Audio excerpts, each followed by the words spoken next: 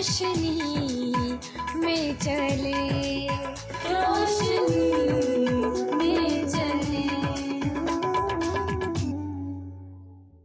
جی ناظرین، میں آپ کی میزبان سیری شروفن پروگرام کلام کی روشنی میں آپ کو خوش آمدید کہتی ہوں۔ جس طرح سے آپ جانتے ہیں کلیسیائی طور پر عالمی سطح پر ہم عید قیامت المسیح کے دن لوگ عبادات میں شریک ہوتے اور مسیح یسوع کی گواہی دیتے ہیں کہ اس نے موت اور قبر پر فتح پائی اور موت فتح کا لقمہ بن گئی۔ آج اس فتح مند دن کی بابت ہم کلام کی سچائیوں میں سے سیکھیں گے اور ان باتوں سے فیض حاصل کرنے والے بنیں گے۔ آج ایک بار پھر میرے ساتھ ہمیشہ کی طرح محترم عالی جناب پادری عزیز انور صاحب ہیں۔ پادری صاحب، آج کے اس پروگرام میں آپ کو خوش آمدید کہتی ہوں۔ بہت شکریہ سہرش کہ آپ نے اس انتہائی اہم مضمون اور سچائی کے لیے یہ پروگرام مرتب کیا ہے، جس کے لیے میں خداوند کا شکر کرتا ہوں کہ وہ ہر دور کے لوگوں کے لیے چاہتا ہے کہ وہ ان سچائیوں سے واقف ہو۔ اس لیے میں خداوند کا شکر گزار ہوں، آپ کا اور آپ کے اسٹاف کا، آپ کے ادارے کا، آپ سب کا شکر گزار ہو کہ اس انتہائی اہم ضرورت کو آپ نے محسوس کیا اور آج ہم اس پروگرام میں اس کی حقیقت کو جاننے کے لیے موجود ہیں۔ داون کا شکر ہو۔ پادری صاحب، گزشتہ ایپیسوڈ میں ہم نے آدم اور حوا کے کفارے کے متعلق سیکھا اور بڑی خوبصورتی سے آپ نے قربانیوں کے متعلق وضاحت کی۔ ہم نے خطا کی قربانی اور جرم کی قربانی اور سلامتی کے ذبیحہ کی قربانی کے متعلق سیکھا۔ آج بھی اسی گفتگو کو جاری رکھتے ہوئے آپ سے یہی سوال پوچھنا چاہوں گی کہ توریت ہمیں ان قربانیوں کے متعلق اور کیا سکھاتی ہے؟ بہت اچھا سوال کیا ہے آپ نے۔ میں سمجھتا ہوں کہ ضروری ہے کہ ہم مسیح خداوند کی قربانی یا اس کے کفارے کے بارے سیکھنے اور سکھانے سے پہلے ہم اس کی ان بنیادوں کو جانیں جس کا ذکر احبار کی کتاب میں، موسوی توریت میں خداوند خدا نے خود اپنے ہاتھوں سے لکھ کر موسیٰ کی معرفت اس وقت کے انسانوں کو اور آج کے دور کے انسانوں کو دیا ہے۔ جی، میں نے بتایا تھا کہ ان میں سے جو 2 قربانیاں ہم نے نہیں سیکھی تھی، ہم نے سلامتی کے ذبیحے کے بارے جانا، جی، جرم کی قربانی کے بارے جانا، جی، خطا کی قربانی کے بارے جانا، جی، اور یہ میں نے آپ کو بتایا تھا کہ یہ وہ سیڑھی ہے جو انسان استعمال کرتا ہے کہ وہ زمین سے یا تحت و سرا سے آسمان تک، خدا کے تخت تک، خدا کی حضوری تک پہنچے، جی، اور اس کو پہنچنے کے لیے جس سیڑھی کی ضرورت ہے وہ سیڑھی ان 5 قربانیوں میں خداوند نے بتائی ہے۔ جی، ہم نے سیکھا تھا، اور آج میں چاہوں گا کہ ہم اس کی چوتھی اس قربانی سیڑھی کو جب ہم نیچے سے شروع کرتے ہیں جی، تو چوتھی جو سیڑھی ہے اسے نظر کی قربانی کہا جاتا ہے۔ ٹھیک، اور نظر کی قربانی جو ہے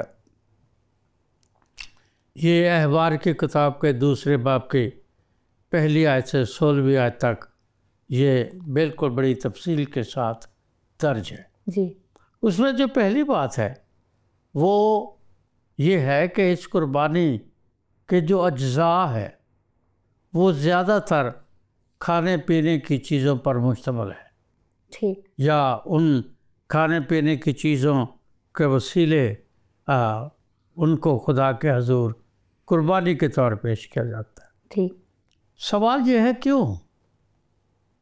کھانا پینا ہی کیوں؟ صحیح، جبکہ اس طرح کی کتاب ہے تو لکھا ہے کہ آدمی روٹی ہی سے جیتا رہے گا۔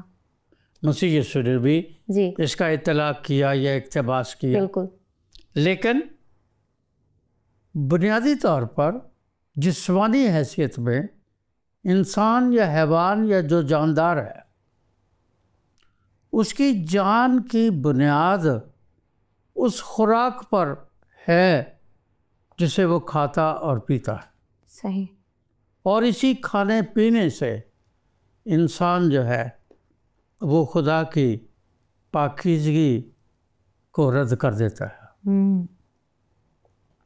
تاریخ بتاتی ہے، علم الانسان بتاتا ہے کہ انسان نے اپنے پیٹ کی آگ بجھانے کے لیے وہ سارے کام کیے جو خدا کو پسند نہیں تھے۔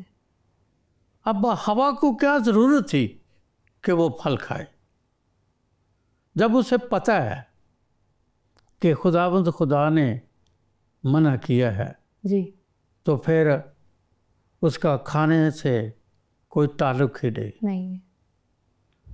جب ہم خدا کے بردا کے بارے پاک کلام میں پڑھتے ہیں، عیسیٰ کے بارے میں، تو عیسیٰ بھی عام انسان نہیں ہے، ابراہیم کا پوتا ہے، جی، اسحاق کی اولاد ہے، صحیح، وہ کو عام انسان نہیں ہے، لیکن پاک کلام کے مطابق مسور کی دال پر اپنے پلوٹے ہونے کا حق بیچ دیتا ہے، جی، جو پھر ساری زندگی آج تک اسے واپس نہیں ملا۔ نہیں، یہ اس کے کھانے پینے کی وجہ سے تھا۔ صحیح، اسی طرح بائبل بھری پڑی ہے، جب لوگوں نے کھانے پینے سے خدا کے حضور نافرمانی کی۔ آپ کبھی غور کریں، بنی اسرائیل قوم جب انہوں نے سمندر کو پار کر لیا، جی، تو وہ ملک کنعان تک جانے کا صرف 40 دن کا راستہ تھا، بالکل، جو 40 سال میں بدل گیا۔ اور کس لیے بدل گیا؟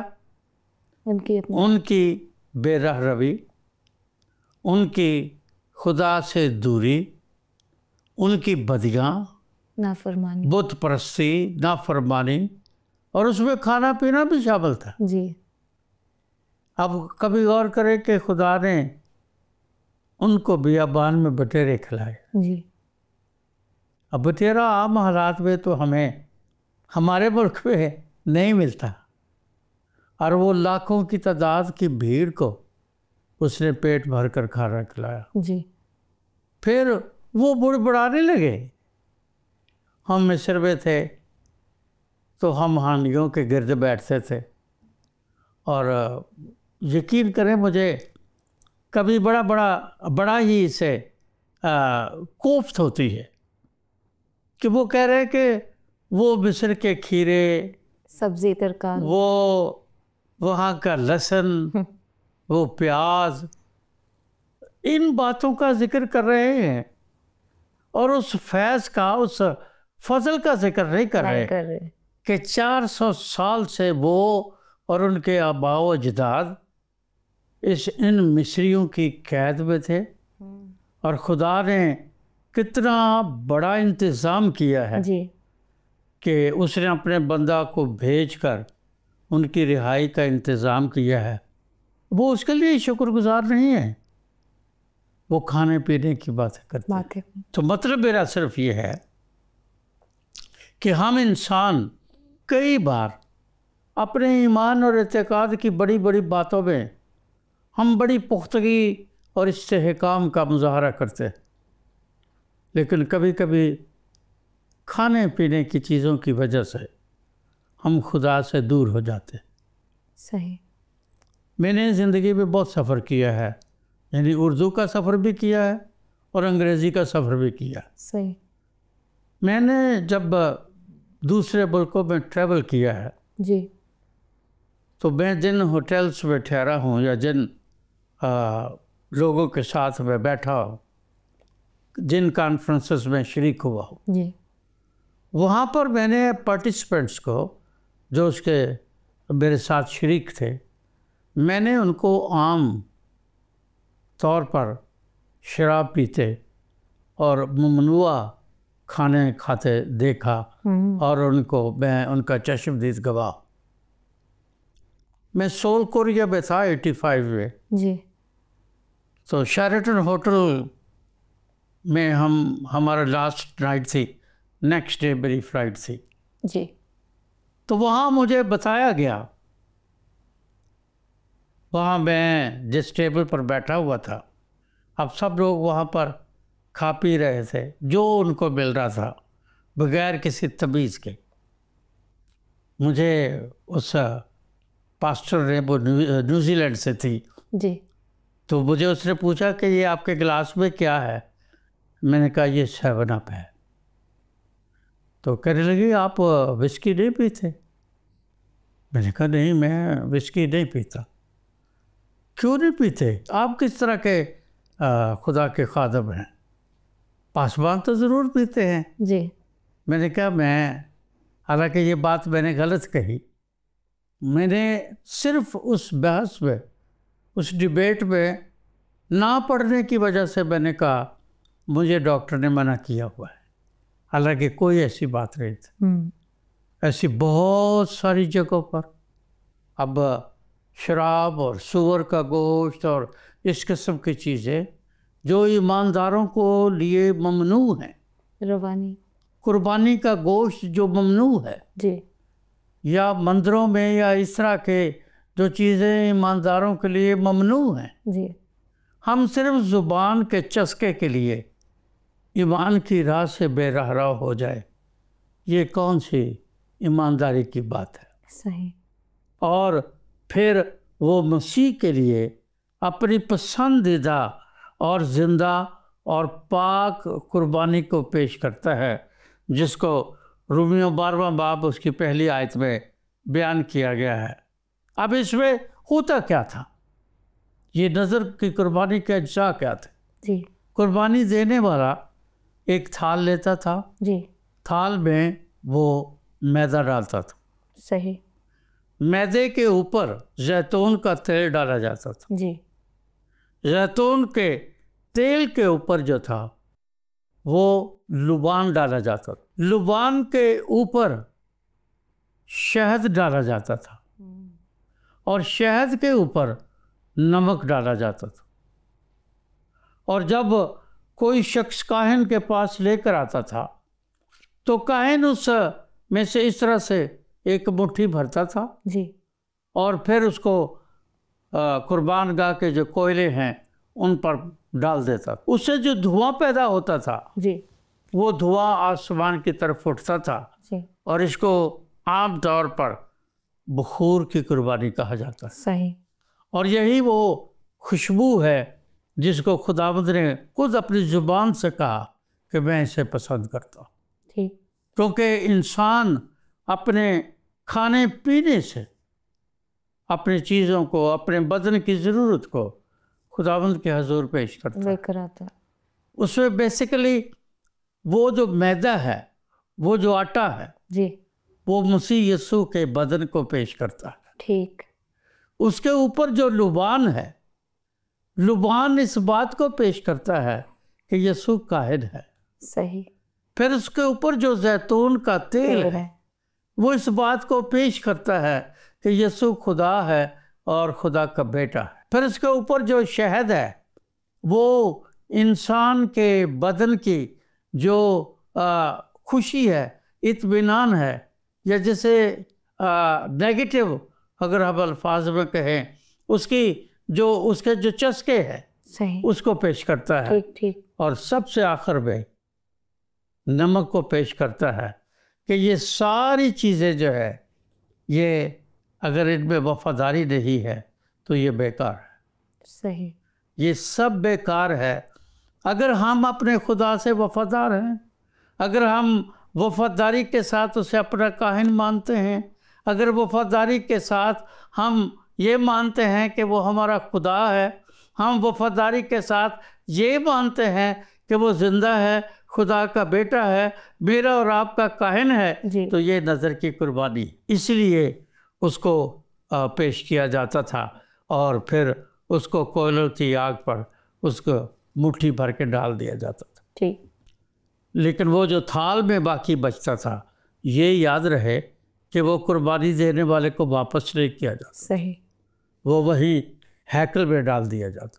اس میں بنیادی بات کیا ہے کہ سوختری قربانی دینے والا جو شخص ہے وہ خداوند کے پاس آتا ہے. جی. سوختری قربانی وہ آخری سٹیپ ہے جس میں वो खुदावंद के पास आता है। सही। अपने बदन ऐसी कुर्बानी होने के लिए नज़र करो। वो नज़र कर देते हैं और खुदावंद के पास आते हैं। और उनके पास आने के लिए मैंने 5 बातें बताई हैं, लेकिन 3 क्या है कि वो यीशु रोटी है, उस पर ईमान लाए। सही। यीशु खुदा है, उस पर ईमान लाए। यीशु काहिन है, उस पर ईमान लाएं। और जब वो उस पर उस कुर्बानी पर अमल करके इन स्टेप्स के साथ खुदावंद के पास आएंगे, तो फिर वो खुदावंद की सलीबी कुर्बानी से मुताबिकत रखें, ठीक, या मुताबिकत पैदा करेंगे। और यही इस कुर्बानी की बुनियाद और यही अहद जदीद में फसह के बर्रे की बुनियाद है। क्योंकि जो कुर्बानी चढ़ाता था, सर्वोत्तम कुर्बानी, उसके लिए अगर आप अहबार की किताब का मुताला करें तो वहाँ लिखा है कि 2 बकरे लिए जाते थे। एक बकरे पर वो अपना हाथ रखकर उस पर जब वो उसका कुरा निकालते थे तो फिर उसको जंगल में छोड़ दिया जाता था। और वहाँ लफ्ज़ अज़ाज़ील लिखा है कि अज़ाज़ील के लिए जो पहला बकरा होता था उस पर भी वो हाथ रखता था और फिर उसे ज़बह कर दिया जाता था।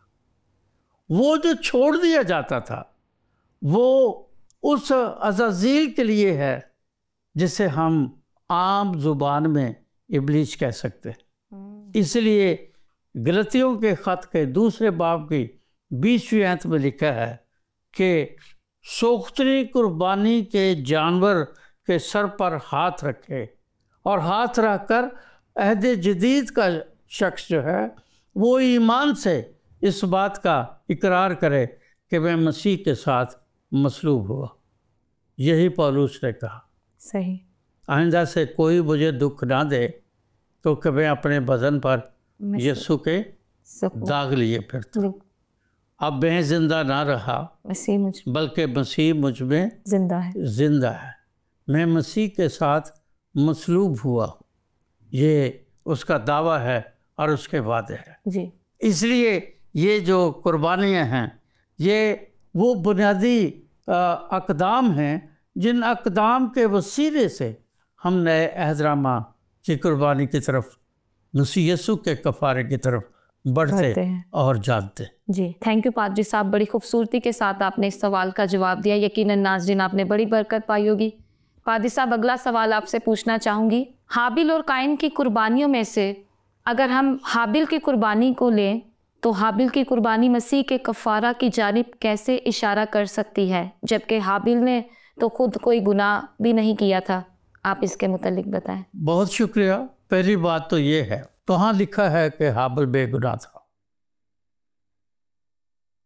बाइबल मुकद्दस में उसकी कुर्बानी की कबूलियत का जिक्र ज़रूर है जी, पर यह तो कहीं नहीं लिखा कि हाबिल बेगुनाह था इसलिए उसकी कुर्बानी कबूल की गई, ये तो नहीं लिखा। दूसरी बात, यूहन्ना बपतिस्मा देने वाले ने और मसीह यीशु ने और दीगर अंबिया ने इस बात पर बड़ा बताया है कि जो औरत से पैदा हुआ है वो कभी भी बेगुनाह नहीं हो सकता। हाबिल जिस माँ की औलाद है वो तो तुख़्म ही गुनाह का है, सही। और जो शख्स गुनाह के तुख़्म के साथ पैदा होता है उससे नेकी और रास्तबाजी का तस्वर तो किया जा सकता है पर एहतमाल गुनाह का मौजूद है। दरअसल गुजारिश ये है बेटा कि लोग गुनाह के बारे में अजीब व गरीब नज़रियात रखते जी। गुनाह की तारीफ़ जो बाइबल मुक़द्दस में है वो ये है कि इंसान की हर वो बात, हर वो फ़ेल, हर वो सोच, हर वो अमल جس سے خدا کی پاکیزگی پر ضرب آتی ہے وہ گناہ ہے۔ اس کی 4 حالتیں ہیں۔ ایک تو گناہ ہے جسے ہم قولن گناہ کہتے ہیں، جو زبان سے لوگ کرتے ہیں۔ جی ایک ہے جو ارادتاً اسے کہا جاتا ہے، جی یعنی ان کے ارادے میں گناہ موجود ہے، پر وہ اپنی غربت یا کمزوریوں کا باعث اس کو کر نہیں پاتے، لیکن گناہ تو موجود ہے۔ صحیح۔ تیسرا جو گناہ ہے وہ ہے کہ وہ فیل کرتے، باقاعدہ ان پریکٹس یا پریکٹیکلی وہ گناہ کرتے۔ اور اگر فرض کیا کچھ لوگ ایسے ہیں، کوئی رشی منی یا خدا کے خادم یا کاہن یا انبیاء یا جو بھی رسول، وہ ارادتاً گناہ، قولن گناہ، فعلاً گناہ اس پر قابو پا سکتے ہیں، تو ہو سکتا ہے کہ یہ ممکن ہو۔ اکثر لوگ جو سوال کرتے ہیں کہ جی ہم مقدسین ہیں، ان کو اس اصطلاح کا نہیں پتہ، یا ہم راست باز ہیں، انہیں اس اصطلاح کا نہیں پتہ، کیونکہ راست باز بھی وہ ہے جس کو عدالت بری کرتی ہے، اور مقدس بھی لوگ وہی ہیں جن کے بدن جان روح بے گناہ کا تخم خارج ہو جاتا ہے، وہ مقدس ہے۔ اور مقدس پولس یہ کہتا ہے اپنے خط میں، اپنی گواہی میں، کہ میں بدی کرنا نہیں چاہتا، بدی مجھ سے ہو جاتی ہے، نیکی کا ارادہ رکھتا ہوں اور نیکی کر نہیں پاتا۔ پھر وہ کہتے ہیں کہ میں کیسا کمبخت انسان ہوں۔ پھر اسے یاد آتا ہے اس کی وجہ میری کوشش یا میری جدوجہد یا میری پرہیزگاری یا میری تپسیا یا میری عبادت نہیں ہے۔ وہ کہتا ہے کہ اس کی وجہ وہ گناہ کا تخم ہے جو میرے اندر بسا ہوا ہے، اور جب تک وہ میرے اندر بسا ہوا ہے میں اس دنیا میں ہوں، اور جب تک اس دنیا میں ہوں میں اپنے خدا کے حضور سے جلا وطن ہوں۔ جی اس لیے وہ قائن اور حابل کے بارے یہ کہنا کہ قائن جو تھا وہ گنہگار تھا اور حابل گنہگار نہیں تھا، یہ جو لوگ بھی، جو بھی قومیں یہ سوچ رکھتی ہیں وہ غلط سوچ رکھتی ہیں۔ صحیح۔ دوسری بات، حابل نے جو قربانی دی تھی اس قربانی میں خون شامل تھا، اس قربانی میں خون شامل تھا، ان بیلوں اور بکروں کا جو اس نے ذبح کیے خدا کے حضور۔ قائن نے یہ نہیں کیا، قائن نے اپنی فصل کا ہدیہ پیش کیا، ٹھیک، کوئی برائی نہیں ہے، لیکن اس میں کمزوری کیا ہے کہ خدا کا قانون پورا نہیں ہوتا۔ خدا کا آئین یہ ہے، بغیر خون بہائے معافی نہیں۔ اگر بغیر خون بہائے معافی ہو سکتی تو پھر خداوند یسوع کو یا خدا کو انسان بن کر اس دنیا میں آ کر انسانوں کے درمیان رہ کر یہ اپنی جان کا کفارہ دینے کی ضرورت ہی نہیں تھی، کوئی اور ذریعہ ہو جاتا، کیونکہ قانون کیا ہے؟ بغیر خون بہائے معافی نہیں ہے۔ اور یہی وجہ ہے عہد عتیق میں قربانیاں مقرر کی گئی، لیکن اس کے باوجود پاک کلام میں بیلوں اور بکروں کا خون مجھے دھو کر پاک اور صاف نہیں کر سکتا۔ اس کے لیے ایک بے عیب برے کی ضرورت ہے، اور وہ بے عیب برا جو ہے وہ مسیح یسوع ہے۔ تھینک یو پادری صاحب، بڑی خوبصورتی کے ساتھ آپ نے اس سوال کا جواب دیا، یقیناً ناظرین آپ نے بڑی برکت پائی ہوگی۔ پادری صاحب اگلا سوال آپ سے پوچھنا چاہوں گی، نماز اور قربانی میں نیت کا عمل دخل بہت زیادہ ہے، اب جبکہ دونوں بھائیوں کی نیت میں تو کوئی فطور نظر نہیں آتا، تو اس کے باوجود حابل کی قربانی خدا تعالیٰ نے کیوں قبول فرمائی؟ اس کے متعلق بتائیں۔ سوال یہ ہے، میں جو پوچھنا چاہتا ہوں وہ یہ ہے، کیسے پتہ چلتا ہے کہ فلاں شخص کی نیت ٹھیک ہے؟ اب حابل کی نیت ٹھیک ہے یا قائن کی نیت ٹھیک ہے، کیسے پتہ چلے گا؟ ایک بات ہے جو وہاں پر دونوں کی نیت کو بالکل واضح طور پر بیان کرتی ہے، اور وہ کیا ہے وہ خدا کے حکم کو پیش کرتا ہے اور اس کے مطابق قربانی دیتا ہے، جی اس کا مطلب اس کی قربانی کی نیت ٹھیک ہے، صحیح، کیونکہ قربانی خداوند کو پسند ہے۔ ٹھیک، اس کی عبادت اور اس کی نماز جو ہے اس کی وہی ہے جو خدا نے ٹھہرائی ہے۔ ٹھیک، حابل نے اس بنائے ہوئے قانون میں ترمیم کر کے تو پھر اس نے اپنی نیت سے خدا کے حضور میں عبادت پیش کی، وہ قربانی پیش کی، اس کو خدا کے حضور رکھا جو خداوند نے ناپسند کی۔ ہمیں اگر عبادت کرنی ہے، ہمیں گیت گانے ہیں، ہمیں نماز پڑھنی ہے، ہمیں کوئی بھی کام جو خدا کے لیے کرنا ہے، اس کے لیے نیت تو ایک لمحے میں پہچانی جاتی ہے جو خداوند کی طرف سے ہے۔ جب ہم اس کو پورا کرتے ہیں تو پھر ہم خدا کی مرضی کے مطابق عبادت کرتے ہیں۔ جی اس لیے وہ کہتا ہے کہ یہی تمہاری معقول عبادت ہے۔ اس کا مطلب جب ہم خدا کے قانون کے مطابق عبادت نہیں کرتے تو پھر ہم عبادت تو کرتے ہیں پر وہ معقول نہیں، جی اور نامعقول عبادت جو ہے وہ خدا کے حضور کبھی قابل قبول نہیں ہوتی۔ جی اس لیے خداوند یسوع نے سامری عورت کو واضح طور پر کہا کہ خدا اپنے لیے ایسے پرستار ڈھونڈتا ہے جو روح اور سچائی سے اس کی کیا کرے؟ پرستش کرے، اس کی عبادت کریں۔ اب یہ جو پرستش اور عبادت، میں نہیں سمجھتا کہ کوئی شخص دعا کرتا ہے تو اس کی نیت ٹھیک نہیں ہے۔ مجھے یہ بات کبھی کبھی بڑا پریشان کرتی، لیکن جب میں نے یعقوب کے خط کا مطالعہ کیا ہے تو وہاں لکھا ہے تم مانگتے ہو تمہیں ملتا نہیں، اور تمہیں ملتا نہیں، کیونکہ بری نیت سے مانگتے ہو۔ اب کرونا کے دنوں میں آپ کو پتہ ہے کہ ڈاکٹرز نے کہا جی وہ ماسک لگائیں۔ اب ماسک کی قیمت 20 روپے تھی، جی 30 روپے تھی، جی وہ سینکڑوں ہزاروں میں بکا ہے۔ بیکار۔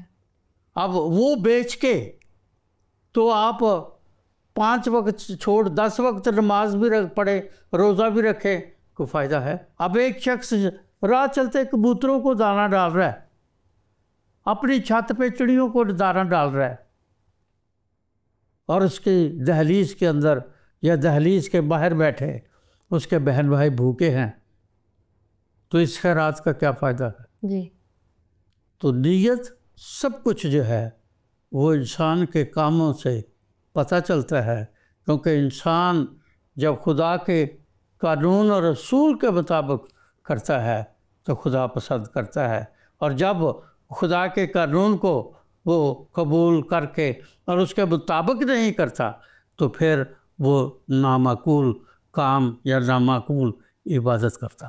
تھینک یو پادری صاحب، بڑی خوبصورتی کے ساتھ آپ نے اس سوال کا جواب دیا۔ یقیناً ناظرین آپ نے بڑی برکت پائی ہوگی، جس طرح ہم نے سیکھا کہ اپنے بدن سے ایسی قربانی ہونے کے لیے نظر کریں جو زندہ، پاک اور خداوند کو پسندیدہ ہے۔ یہی ہماری معقول عبادت ہے، خدا اسی عبادت کو پسند کرتا ہے۔ باتیں تو اور بھی بہت سی ہیں لیکن وقت ہمیں اجازت نہیں دے رہا، لہٰذا آج کے اس پروگرام میں مجھے اور پادری صاحب کو اجازت دیں۔ خدا حافظ۔ آؤ ہم خداوند کی روشنی میں چلے، روشنی